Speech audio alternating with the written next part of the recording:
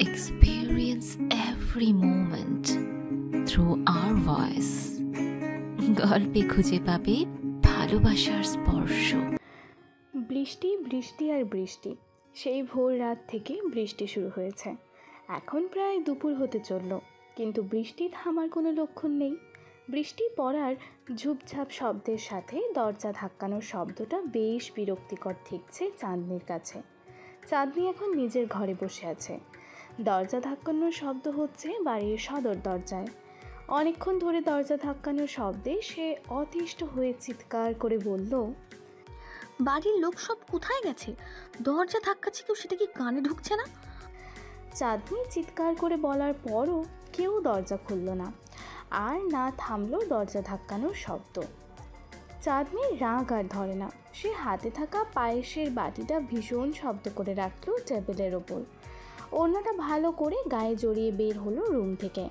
হল রুমে এসে বাড়ির লোকদের খানিক বকাঝকা করলো। তারপর দরজার দিকে এগোতে এগোতে বলল, কোন অভদ্র দাঁড়িয়ে আছে দরজায়?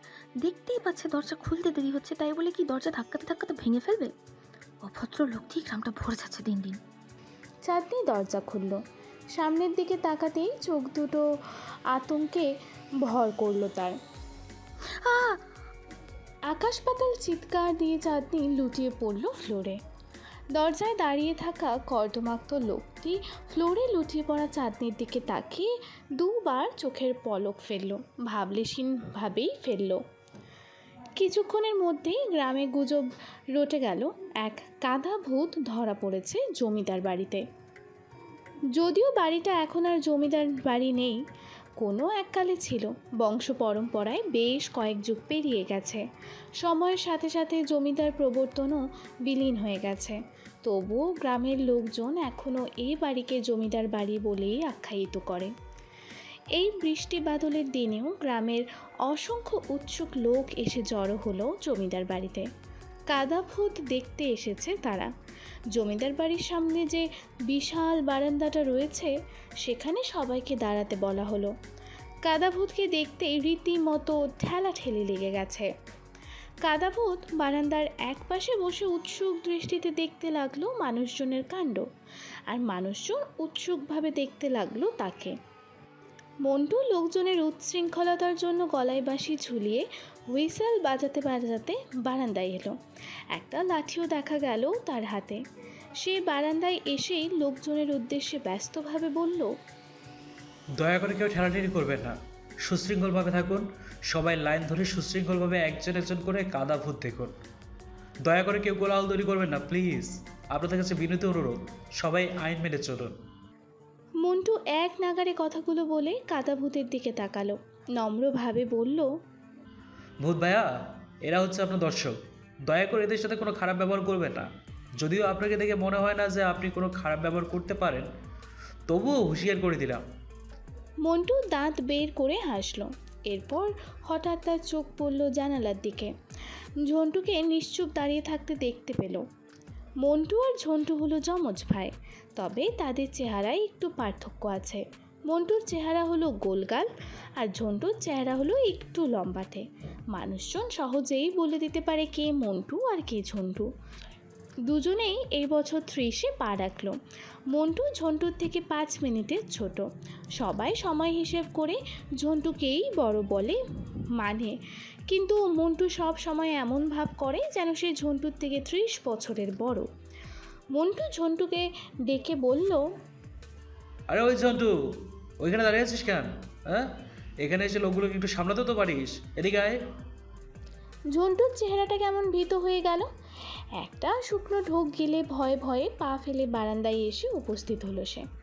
মন্টুর কাছে আস্তে আস্তে একবার কাদা ভূতের দিকে তাকালো। কাদা ভূত তার দিকেই তাকিয়েছিল। কাদা ভূতের সাথে চোখাচোখি হতেই ভয়ে একটুখানি কেঁপে উঠল সে।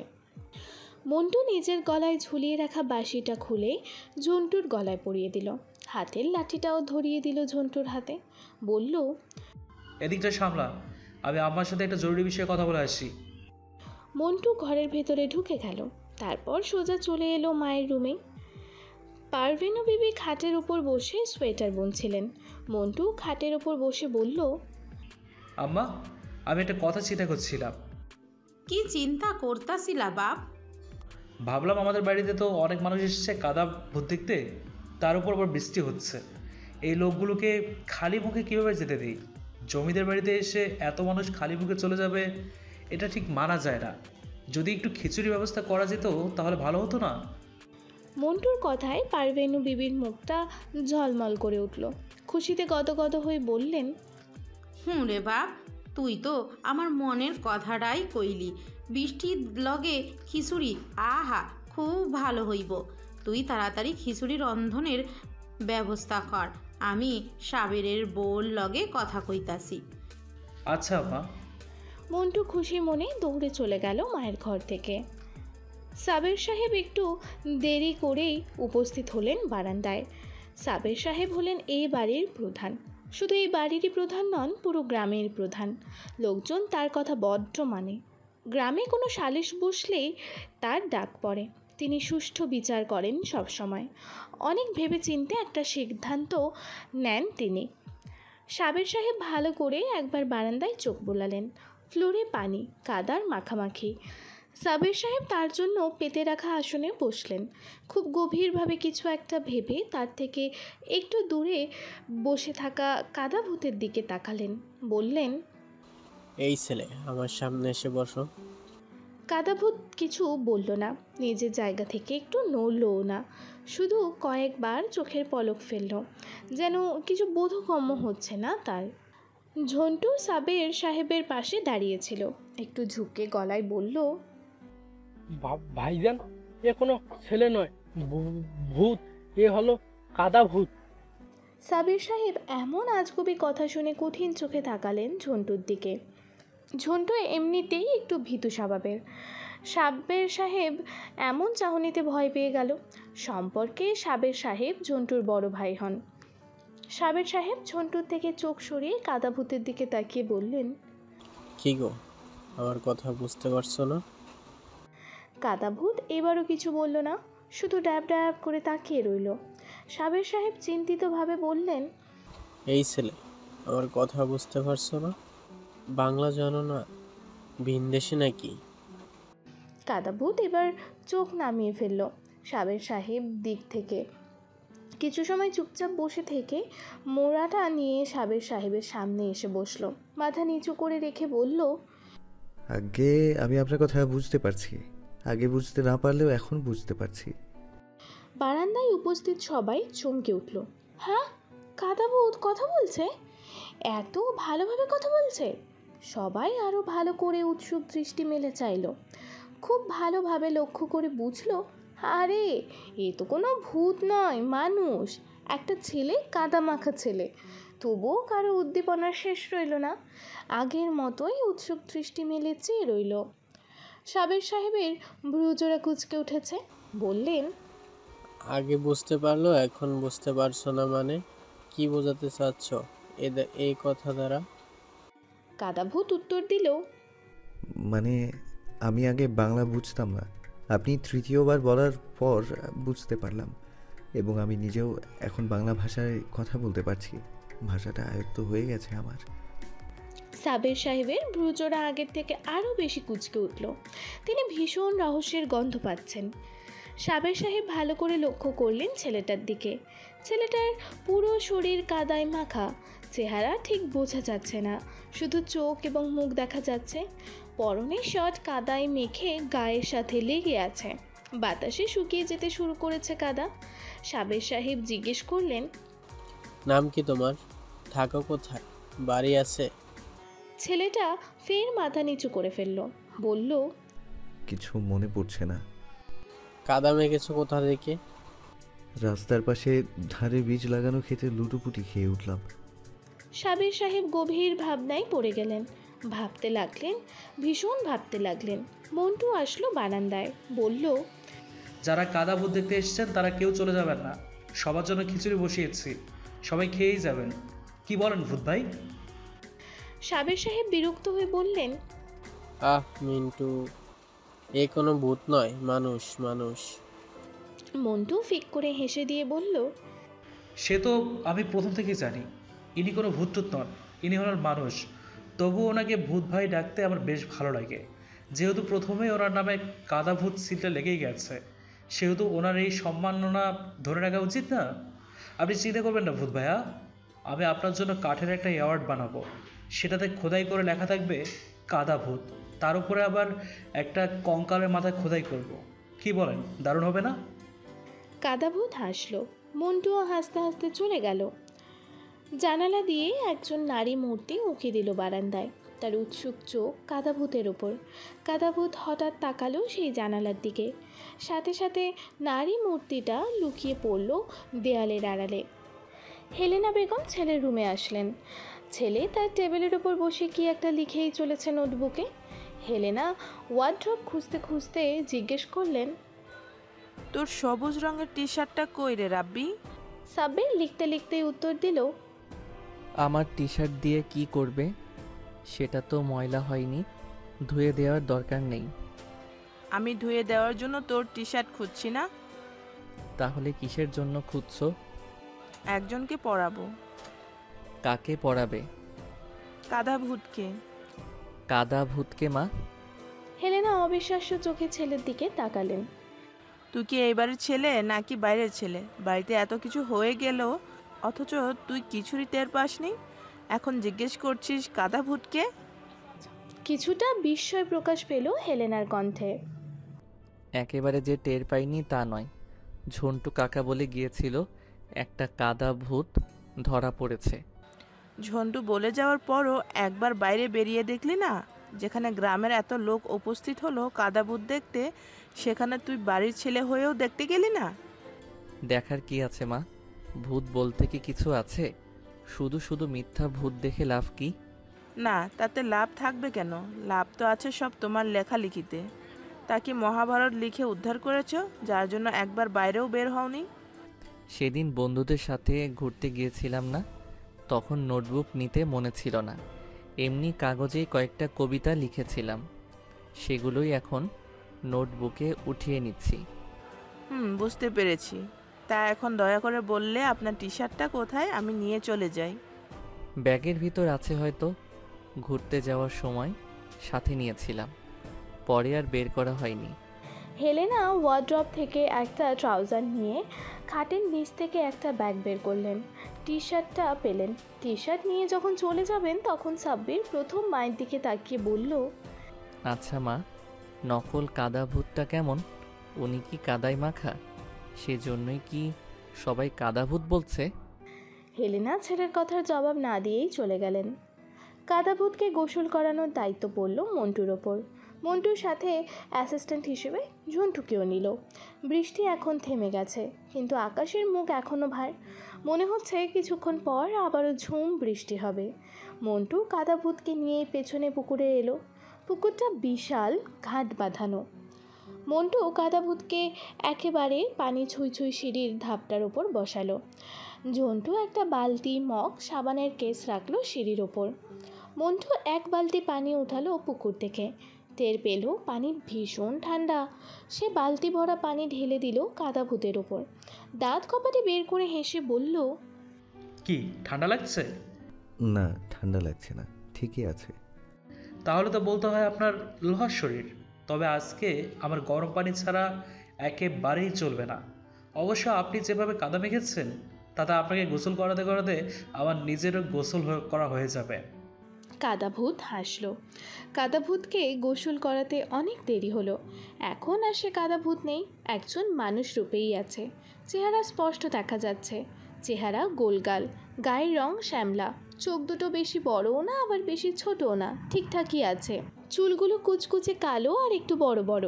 মন্টু তো কাদাভূতকে এই রূপে দেখে বলে ফেললো, বাহ বাহ ভূত ভাই, আপনি তো দেখতে খুবই সুন্দর, শুধু শুধু কাদাভূত খেতাব পেলেন। কাদাভূত মন্টুর কথার প্রত্যুত্তরে শুধু হাসলো। বাড়ির পাশ ধরে সাবধানে ঘাসের ওপর পা ফেলে তারা তিনজন বাড়ির সামনে এসে পৌঁছালো। বাড়ির সামনে দুটো কদম গাছ, বর্ষার অসংখ্য কদম ফুটে আছে তাতে। এছাড়াও আছে বেলি ফুল, হাসনাহেনা ফুল, আরও কয়েকটা ফুল গাছ। বৃষ্টি আর বাতাসে ফুল গাছের তলায় পড়ে আছে ঝরে যাওয়া ফুল। ফুলের গন্ধে চারিদিকটা মৌ মৌ করছে। বারান্দার দুপাশে লাগানো কয়েকটা গোলাপ ফুলের গাছ আর জবা ফুলের গাছ। কাদাভূত মুগ্ধ নয়নে দেখল সব ফুল, কিন্তু সে একটা ফুলও চিনতে পারল না। এর আগে কখনো ফুল দেখেছে কিনা মনে পড়ছে না, তবে গোলাপ ফুলগুলো একটু চেনা চেনা ঠেকল।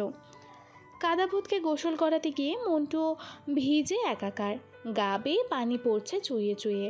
তিনজন ঘরের ভেতরে ঢুকলো। হলরুমে পা রাখতেই তেড়ে আসলো চাঁদনি। একেবারে কাদাভূত থেকে সদ্য মানুষ হওয়া ব্যক্তিটির সামনে এসে দাঁড়িয়ে প্রায় চেঁচিয়েই বলল, কেমন মানুষ আপনি? হ্যাঁ, কেমন মানুষ? আল্লাহর রহমতে আরেকটুর জন্য আমি বেঁচে গেছি, নইলে এতক্ষণ আমার লাশ খবরে থাকতো, এতক্ষণে বাড়িতে কান্নার রোল পড়ে যেত। আপনি কি এখানে মানুষ মারার পায়তারা করতে এসেছেন? কাদাভূত শুধু ড্যাব ড্যাব করে তাকিয়ে রইল, কিচ্ছু বলল না। তার চোখ পড়ল একটা রুমের দরজার দিকে, যেখানে চাঁদনির বড় বোন সঞ্জু দাঁড়িয়ে আছে।